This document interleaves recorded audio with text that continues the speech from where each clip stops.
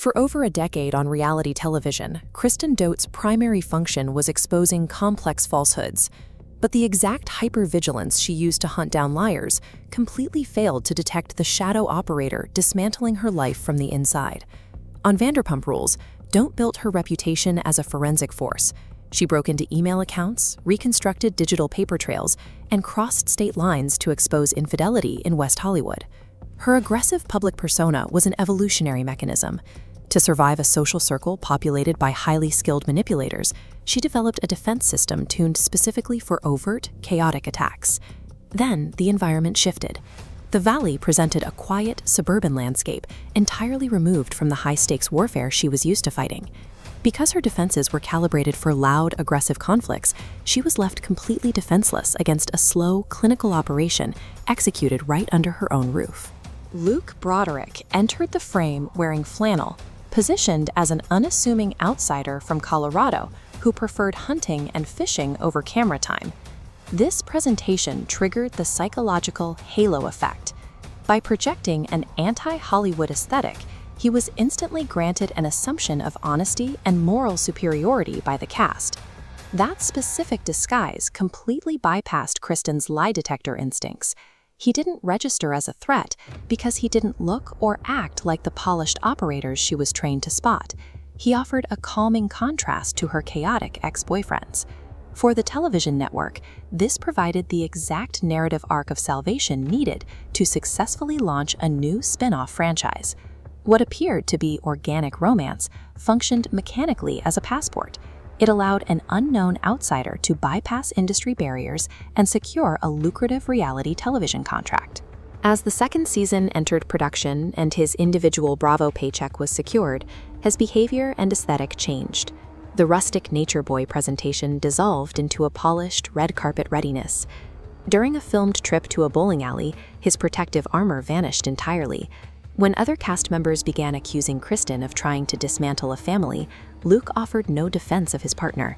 Instead, he admitted he understood their concerns. He actively courted the core male hierarchy of the show, aligning himself with figures who had historically mocked him. He adopted a highly detached diplomatic posture in his solo scenes, effectively validating the group's isolation of his own fiancée. He traded his loyalty to Kristen to solidify his own social preservation within the cast. The tension broke entirely during the Season 2 engagement trip to Maui.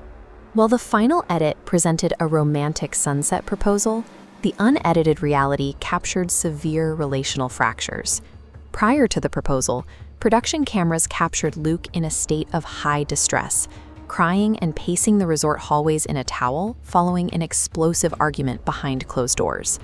The structural breakdown culminated at the season finale group dinner. After a massive conflict caused the cast to fracture, a highly overstimulated Kristen demanded they leave the set immediately. Luke flatly refused. Rather than leaving to support his distressed partner, he chose to stay behind and continue filming with the rest of the cast. Remaining on that set was a physical decoupling. It signaled to the production crew and the network that he viewed his tenure on the show as entirely independent from his relationship. This behavior set the stage for a tactic known within reality television analysis as the Sandoval blueprint, a systematic method of broadcasting relationship deficiencies to preemptively shift blame before a split. Throughout the early episodes of the third season, Luke repeatedly complained to fellow cast members on camera about their lack of sexual intimacy. He made these complaints while Kristen was just 3 months postpartum, still dealing with physical bleeding and wearing adult diapers. He weaponized her physical recovery to frame himself as an aggrieved victim. This chart shows the trajectory of his independent media campaign. In late 2025, he booked a highly revealing solo interview on the Vile Files, successfully positioning himself as the rational, moral conscience of the show while questioning the mental health of his co-stars. Simultaneously, the second dataset tracks Kristen's appearances on their joint podcast, which plummet to 0. He quietly and systematically erased her from the very digital platform she had used to build his public profile, claiming sole ownership of the asset. He actively used her historically predictable emotional meltdowns as camouflage, hiding his own clinical detachment behind her public struggles. To understand this behavior, you have to look at the massive industrial machine operating behind the cameras, which provides structural incentives for this exact type of betrayal. This environment breeds what we call the narrative chameleon.